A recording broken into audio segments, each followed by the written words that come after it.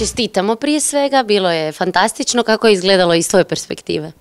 Pa bila sam prilično nervozna, ali ok, kad sam stala već na pozornicu, već kad je krenula pjesma, nekak je bilo sve lakše.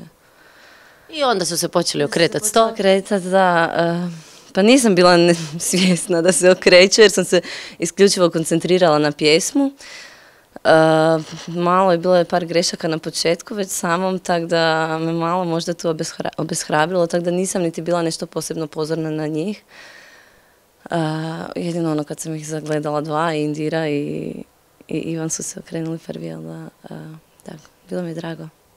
Jako mirno sada zvučiš, obično dođu tu zadihani ili im srce šlupa, a ti si sve kao, to je bila misija, odradila sam ju i bok, idemo dalje. Pa meni je srce prije nastupa toliko lupalo da sam samo čekala nastup da prestane lupat, ne? Jer kad sam stala već na pozornicu onda je bilo puno lakše nego prije nastupa samo čekanje, tu se napetost onako...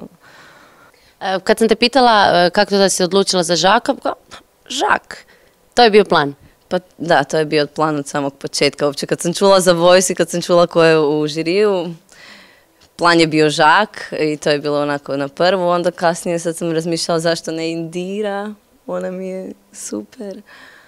Ali ostala sam nekako pri svojoj odluci.